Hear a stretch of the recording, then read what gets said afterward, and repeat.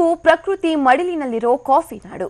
ಕರ್ನಾಟಕದ ಕಾಶ್ಮೀರ ಅಂತ ಕರೆಸಿಕೊಳ್ಳೋ ಕೊಡಗಿನ ಜನಕ್ಕೆ ಇಷ್ಟು ದಿನ ಕಾಡಾನೆಗಳ ಭೀತಿ ಸೃಷ್ಟಿಸ್ತಾ ಇದ್ವು. ಆದ್ರೆ ಇದೀಗ ಕೊಡಗಿನ ಮಂದಿಗೆ ಅಕ್ರಮ ವಲಸಿಗರ ಭೀತಿ ಎದುರಾಗಿದೆ.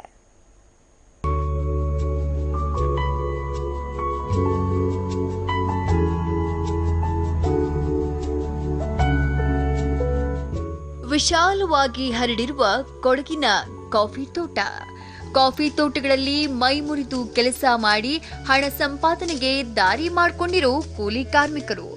ಅಂದ್ಹಾಗೆ ಇಲ್ಲಿ ಮೈ ಬಗ್ಗಿಸಿ ದುಡಿದು ಅನ್ನಕ್ಕೆ ದಾರಿ ಕಂಡುಕೊಂಡಿರೋ ಇವರಲ್ಲಿ 100ಕ್ಕೆ 90 ಭಾಗ ವಲಸಿಗ ಕೂಲಿಯಾಳುಗಳು.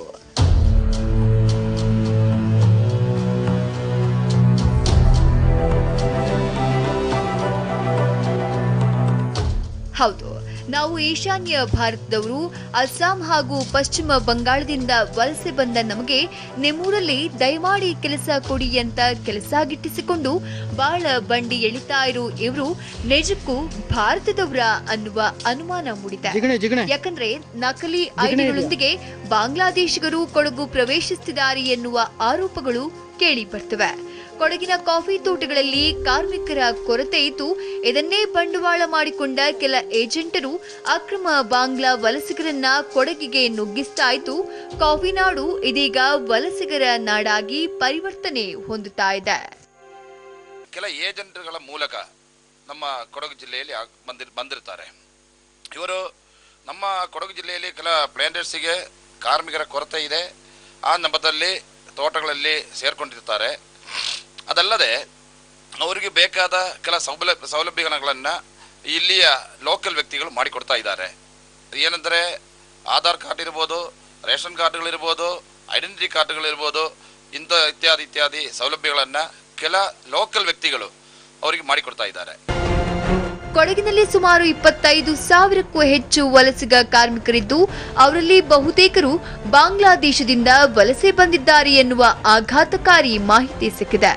ಇನ್ನು ಬಾಂಗ್ಲಾ ಪ್ರಜೆಗಳು ಕಾಫಿ ನಾಡಿನಲ್ಲಿ ನೆಲೆಯೂರಿದ್ದಾರೆ ಎನ್ನುವ ಮಾಹಿತಿ ಸಿಕ್ಕ ಕೂಡಲೇ ಎಚ್ಚೆತ್ತಿರೋ ಕೊಡಗು ಜಿಲ್ಲಾ ಪೊಲೀಸರು ತನಿಖೆಗೆ ಮುಂದಾಗಿದ್ದಾರೆ.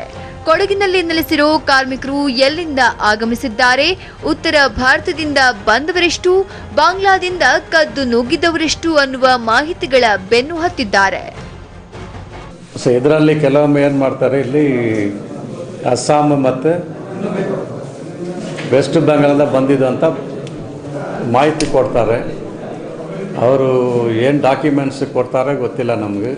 ಮಾಲೀಕರು ಅವರು ವೆರಿಫೈ ಮಾಡಬೇಕು, ನಿಜವಾಗಿ ಇವರು ಅಸ್ಸಾಮಿಂದ ಬಂದಿದ್ದಾರಾ, ವೆಸ್ಟ್ ಬೆಂಗಾಲಿಂದ ಬಂದಿದ್ದಾರಾ, ಅಥವಾ ಬಾಂಗ್ಲಾದೇಶದಿಂದ ಬಂದಿದ್ದಾರಾ, ಅಥವಾ ಬೇರೆ ದೇಶದಿಂದ ಬಂದಿದ್ದಾರಾ, ಅದರ ಬಗ್ಗೆ ವೆರಿಫೈ ಮಾಡೋದು ಜವಾಬ್ದಾರಿ ಆ ತೋಟದ ಮಾಲೀಕರ ಮೇಲೆ ಕೇಸ್ ರಿಜಿಸ್ಟರ್ ಮಾಡ್ತೀವಿ. ಆಮೇಲೆ ಯಾರು ಕಾಂಟ್ರಾಕ್ಟ್ರು ನಾವು ಪತ್ತೆ ಮಾಡ್ತಾ ಇದ್ದೀವಿ. ನಾವು ಕೊಡಗಿನಲ್ಲಿ ಕಾರ್ಮಿಕರ ಕೊರತೆ ಹೆಚ್ಚಾಗಿದೆ.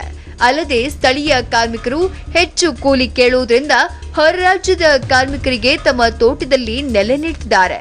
ಆದ್ರೆ ಅವರಲ್ಲಿ ಭಾರತದವರು ಯಾರು, ಬಾಂಗ್ಲಾ ವಲಸಿಗರು ಯಾರು ಅನ್ನುವ ಗೋಜಿಗೆ ಹೋಗದ ತೋಟದ ಮಾಲೀಕರು ಇನ್ಮೇಲೆ ಸ್ವಲ್ಪ ಎಚ್ಚರಿಕೆ ವಹಿಸಬೇಕಿದೆ.